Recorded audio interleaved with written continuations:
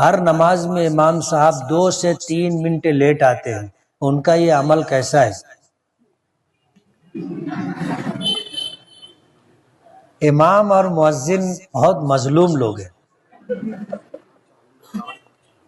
بہت مظلوم لوگ ہیں، اور لوگ جو ہے ان ساری باریک باریک چیزوں کو دیکھتے رہتے ہیں۔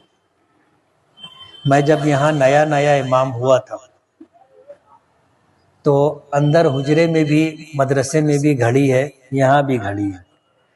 مدرسے کی گھڑی 2-3 منٹ پیچھے تھی، تو میں اس گھڑی کے حساب سے اس دروازے سے اندر آئے جب مسجد وہیں تک تھی، یہ اضافہ نہیں ہوا تھا۔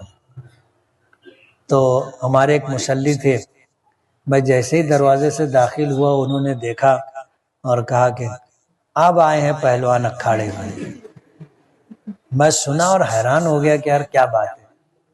جب میں آ کے مصلی پہ کھڑا ہوا تو سامنے گھڑی دیکھا تو 2-3 منٹ لیٹ آیا تھا میں، تو میں نے نماز مکمل کی اور سلام پھیرنے کے بعد میں نے کہا کہ مسئلہ یہ ہے کہ امام جب آئے گا جب نماز کھڑی ہوگی، مقتدی کو امام کا انتظار کرنا چاہیے۔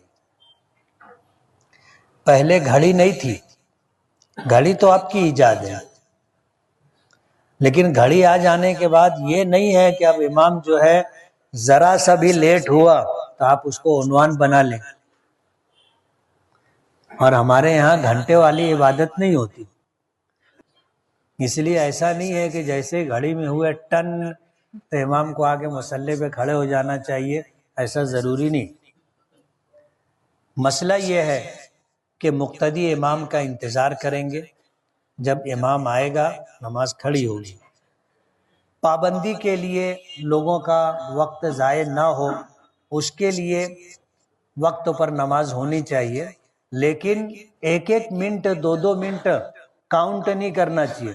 ہم نے بورڈ لگا دیا کہ نماز جماعت کے لیے امام صاحب کا 5 منٹ انتظار کیا جائے گا، جب یہ بورڈ لگائے گا۔